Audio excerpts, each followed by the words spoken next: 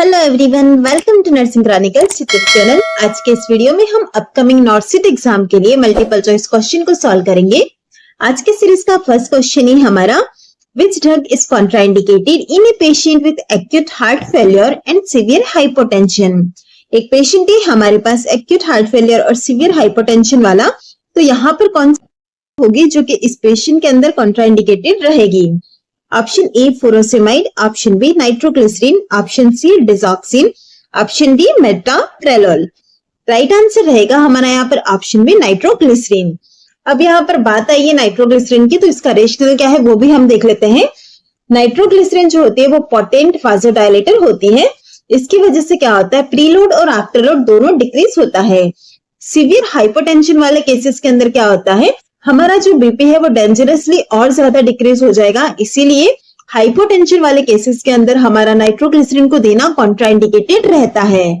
Next question रहेगा हमारा, which of the following parameters are not recorded in the WHO partograph. जो हमारा partograph WHO के द्वारा दिया गया है उसके अंदर कौन सा ऐसा पैरामीटर है जो कि रिकॉर्ड नहीं किया जाता है? Option A fetal heart rate, option B uterine contractions, option C maternal temperature, option D amniotic fluid index. Right answer रहेगा हमारा यहाँ पर option D amniotic fluid index. अगर हम बात करते हैं AFI की, तो यह जो होता है हम एंटीनेटल अल्ट्रासाउंड पैरामीटर के तौर पर इसे कंसीडर करते हैं। इसका रिकॉर्ड पार्टोग्राफ पर नहीं होता है। वहीं अगर हम बात करते हैं fetal heart rate, uterine contraction और मैटरनल टेम्परेचर जो होता है यह हमारे इंपॉर्टेंट पैरामीटर रहते हैं इन WHO पार्टोग्राफ के। नेक्स्ट क्वेश्चन रहेगा हमारा, which statement about oxytocin administration is. निम्न में से कौन सा ऐसा स्टेटमेंट है जो कि ऑक्सीटोसिन एडमिनिस्ट्रेशन से रिलेटेड सत्य है? Option A given as IV bolus for induction of labour, option B must be given by continuous IV infusion for controlled effect, option C can be given orally for augmentation of labour, option D IM route is contraindicated in PPH। Right answer रहेगा हमारा यहाँ पर option B must be given by continuous IV infusion for controlled effect. चलिए हम बात करते हैं यहाँ पर दिए गए सारे ऑप्शंस के बारे में। सबसे फर्स्ट देखेंगे आप यहाँ पर option A given as IV bolus for induction of labour. यह हमारा सत्य नहीं है, क्योंकि इसकी वजह से क्या होता है, सीवियर हाइपोटेंशन और एरिथमिया डेवलप हो सकता है, इसीलिए हम बोलस एडमिनिस्टर नहीं करते हैं। नेक्स्ट आप देखेंगे, जब भी हमने ऑक्सीटोसिन को एडमिनिस्टर किया तो उसका जो हमें कंट्रोल्ड इफेक्ट होता है वो हमको देखने को मिलता है कंटिन्यूअस IV इन्फ्यूजन के साथ में, क्योंकि यह इंश्योर करता है कंट्रोल्ड यूटेराइन कॉन्ट्रैक्शन को। नेक्स्ट आप देखेंगे, can be given orally for augmentation of labour. Oxytocin जो होता है वो GIT से डिग्रेड हो जाता है, इसीलिए हम उसे ऑरली एडमिनिस्टर नहीं करते हैं। लास्ट है हमारा, IM route is contraindicated in PPH। आपने देखा होगा PPH मैनेजमेंट के अंदर ऑक्सीटोसिन जो होता है वो IM रूट से दिया जाता है, ना कि यह कॉन्ट्राइंडिकेटेड होता है। सो इस तरह से देख सकते हैं आप यहाँ पर ऑप्शन बी हमारा राइट आंसर रहेगा। नेक्स्ट क्वेश्चन है हमारा, which of the following conditions is not contraindicated for IUCD insertion. निम्न में से कौन सी ऐसी कंडीशन है जो कि IUCD इंसर्शन के लिए कॉन्ट्राइंडिकेटेड नहीं है? Option A unexplained vaginal bleeding, option B active genital tuberculosis, option C severe pelvic infection, option D breastfeeding. Right answer रहेगा हमारा यहाँ पर option D breastfeeding. During lactation IUCD का insertion safe है, ना कि कॉन्ट्राइंडिकेटेड है। इसके अलावा आप देखेंगे unexplained vaginal bleeding, active genital tuberculosis और सीवियर पेल्विक इंफेक्शन, यह तीनों ही कंडीशन ऐसी है जहां पर कि IUCD का इंसर्शन नहीं किया जाता है, वो कॉन्ट्राइंडिकेटेड कंडीशन मानी जाती है। नेक्स्ट क्वेश्चन रहेगा हमारा, the nurse record a patient's pulse as 140 beats per minute after administration of a bronchodilator, what is the correct next step. यहाँ पर एक नर्स है जो कि आफ्टर ब्रोंकोडायलेटर पेशेंट का पल्स रिकॉर्ड करती है, और यह पल्स का रेंज हमें दिया गया है 140 बीट पर मिनट। तो हमारा करेक्ट नेक्स्ट स्टेप क्या रहेगा? Option A ignore the reading, option B record the value only, option C notify the physician and document findings, option D wait for the next shift to recheck.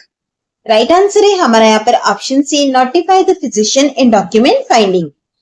सबसे first आप देख रहे हैं option A के अंदर ignore the reading, जो कि possible नहीं है क्योंकि हमें यहाँ पर 140 बीट्स पर मिनट दिया है जो कि टेकिकार्डिया की तरफ इंडिकेट कर रहा है। नेक्स्ट आप देखेंगे ऑप्शन बी के अंदर record the value only value को रिकॉर्ड करके कुछ नहीं होना है, हमें यहाँ पर नोटिफाई करना होगा फिजिशियन को। नेक्स्ट रहेगा हमारा ऑप्शन डी, वेट करना नेक्स्ट शिफ्ट के लिए रीचेक करने के लिए, यह भी एप्रोप्रिएट एक्शन नहीं है। हमारा जो करेक्ट स्टेप रहेगा वो रहेगा notify the physician and document finding. जब भी हम ब्रोंकोडायलेटर एडमिनिस्टर करते हैं तो वहां पर उससे हमें कॉमन साइड इफेक्ट जो होते हैं वो भी पता होने चाहिए, और वो साइड इफेक्ट होते हैं टेकिकार्डिया, पाल्पिटेशन, ट्रिमर और हाइपोकैलेमिया। अगर इसमें से हमें कोई कंडीशन दिख रही है तो वहां पर हमारा एप्रोप्रिएट एक्शन रहेगा कि हम सबसे पहले नोटिफाई करेंगे फिजिशियन को। नेक्स्ट क्वेश्चन है हमारा, which complication is most associated with immobility after surgery. After surgery immobility के साथ हमारा कौन सा जो कि एसोसिएट होता है? Option A hypoglycaemia, option B pulmonary embolism, option C hypovolaemia, option D urinary frequency. Right answer रहेगा हमारा यहाँ पर ऑप्शन बी पल्मोनरी एम्बोलिज्म। अगर आपने क्वेश्चन को ध्यान से देखा होगा तो यहाँ पर हमें पूछा गया इमोबिलिटी, और आफ्टर सर्जरी इमोबिलिटी से क्या होता है? पल्मोनरी एम्बोलिज्म, और वो किस तरह से डेवलप होता है वो भी हम देख लेते हैं।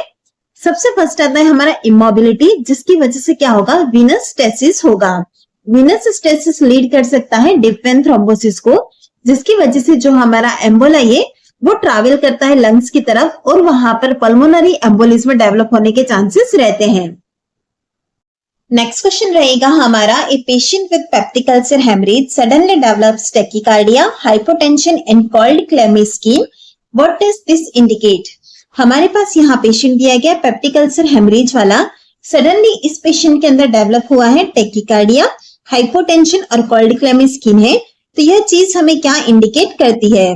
Option A hypovolaemic shock, option B hypertensive crisis, option C pulmonary embolism, option D anaphylaxis. Right answer रहेगा हमारा यहाँ पर ऑप्शन ए हाइपोवोलेमिक शॉक। हम यहाँ पर देख सकते हैं हमारे पास केस था पेप्टिक अल्सर हेमरेज वाला, और हेमरेज की वजह से क्या होता है? मैसिव ब्लड लॉस होगा, और मैसिव ब्लड लॉस की वजह से जो हमारा हार्ट रेट है वो इंक्रीज हो जाएगा, बीपी डिक्रीज होगा।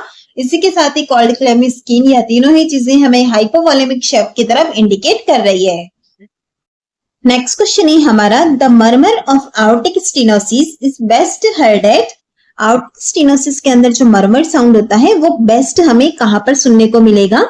Option A apex, fifth intercostal space, mid clavicular line, option B right second intercostal space, aortic area, option C left second intercostal space, pulmonic area, option D left lower sternal border.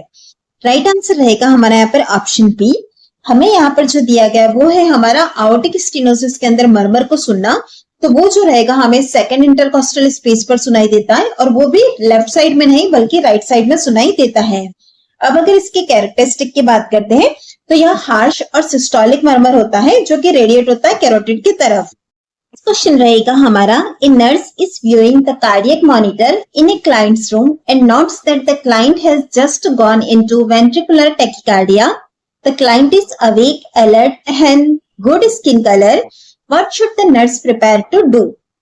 एक nurse है यहाँ पर जो कि patient का cardiac monitor देखती है, तो वहां पर वह नोटिस करती है कि वेंट्रिकुलर टैकीकार्डिया हो रहा है, और हमारा जो क्लाइंट है वो अवेक है, अलर्ट है, इसी के साथ ही स्किन का कलर भी अच्छा है। तो यहाँ पर नेक्स्ट स्टेप के अंदर नर्स क्या प्रिपरेशन करेगी? Option A immediately defibrillate, option B prepare for pacemaker insertion, option C administer amiodarone intravenously, option D administer epinephrine intravenously. अब यहाँ पर आप देख सकते हैं आपको ज्यादातर कंफ्यूज होगा ऑप्शन ए और ऑप्शन बी में से, क्योंकि यहाँ पर वेंट्रिकुलर टैकीकार्डिया आया है तो बहुत से लोगों का कंफ्यूजन यहाँ पर ही होगा। लेकिन क्योंकि हमें यहाँ पर जो दिया गया है उसके अंदर क्या दिया गया है कि हमारा पेशेंट अवेक है, अलर्ट है और स्किन कलर भी गुड है, तो ऐसी कंडीशन के अंदर हमारा स्टेबल वेंट्रिकुलर टैकीकार्डिया है, तो वहां पर हम एडमिनिस्टर करेंगे एम्योडेरोन को इंट्रावेनसली। डिफिब्रिलेट के लिए हम कब प्रिपेयर करेंगे? जब हमारे पास पल्सलेस वेंट्रिकुलर टैकीकार्डिया या फिर वेंट्रिकुलर फिब्रिलेशन होगा, तो वहां पर हमारा मैनेजमेंट जाएगा डिफिब्रिलेशन की तरफ। नेक्स्ट क्वेश्चन है हमारा, how of the enteral feeding bag be replaced. Enteral feeding bag जो होता है उसे कब रिप्लेस करना चाहिए? Option A every 24 hours, option be every 48 hours, option see every 72 hours, option D every 5 days. Right answer रहेगा हमारा यहाँ पर ऑप्शन ए, एंटेरल फीडिंग बैग जो होता है उसे रिप्लेस किया जाता है एवरी 24 आवर्स। उसका रेशनल क्या होता है? फीडिंग बैग और उसके साथ ही जो ट्यूबिंग यूज में ली जाती है उसे हमें हर 24 घंटे के अंदर चेंज करना होता है। उसका रीजन है टू मेंटेन स्टेरिलिटी। इसी के साथ ही जो माइक्रोबियल ग्रोथ होती है उसे हम प्रिवेंट कर सकते हैं।